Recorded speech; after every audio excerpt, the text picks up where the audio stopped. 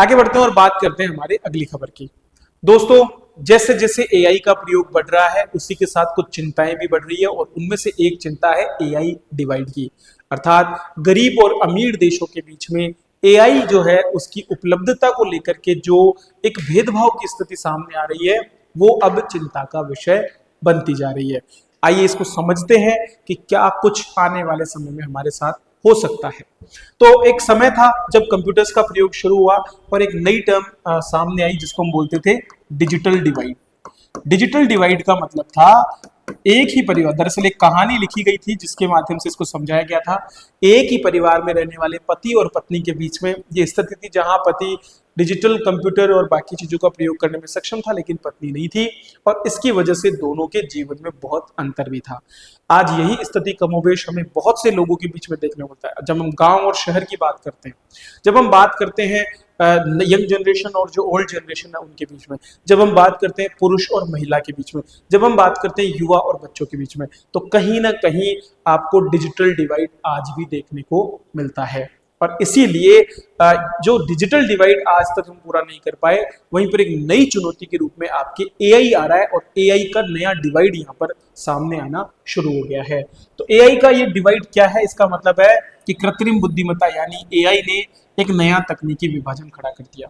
ऐसे राष्ट्र जिनके पास अत्याधुनिक एआई प्रणाली बनाने के लिए जिस कंप्यूटिंग की जरूरत है, जिन रिसोर्सेज की जरूरत है वो है, और दूसरे देशों के पास ये नहीं है।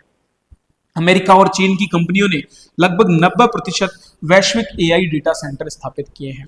एक छोटा सा एग्जांपल लेते हैं, सैम ऑल्टमैन जो कि ओपन एआई के फाउंडर रहे हैं, उनकी बात अगर हम करें, सीईओ जो थे, वो अब अपना खुद का एक बड़ा डेटा सेंटर बनाने की कोशिश कर रहे हैं जहां उनका खुद का विंड एनर्जी प्लांट भी वहां पर जो है लगाया गया है। मतलब एक उद्योगपति वहां पर ये कर रहा है। वहीं अर्जेंटीना की अगर बात करें तो अर्जेंटीना का जो सबसे अत्याधुनिक एआई सेंटर है वो एक छोटे से कमरे में पुराने चिप्स और पुराने सर्वर्स के साथ में तैयार किया जा रहा है। तो इन दो देशों के बीच में आप इस गैप को देख सकते हैं।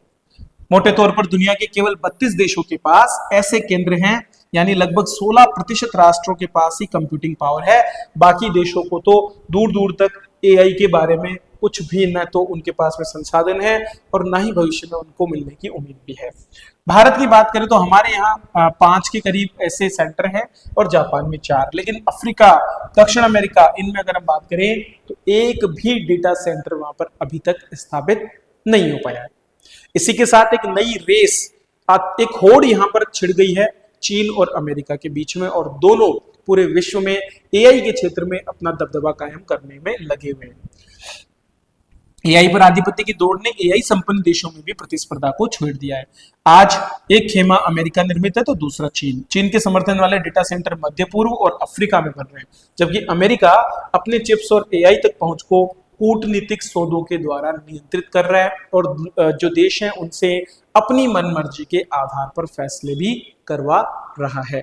तो ये चीज आने वाले समय में, जिसे हम कहते हैं कि एक बराबरी के दर्जे की बार बार बात होती है विश्व में, उसके लिए एक खतरे के रूप में आपका ये एआई डिवाइड का कंसेप्ट सामने आ रहा है। तो मुख्य परीक्षा के हिसाब से आपको इस तरह के प्रश्नों के उत्तर समझने चाहिए ताकि आप लिखने में सक्षम हो सके और अच्छे अंक जो है यहाँ पर प्राप्त कर सके।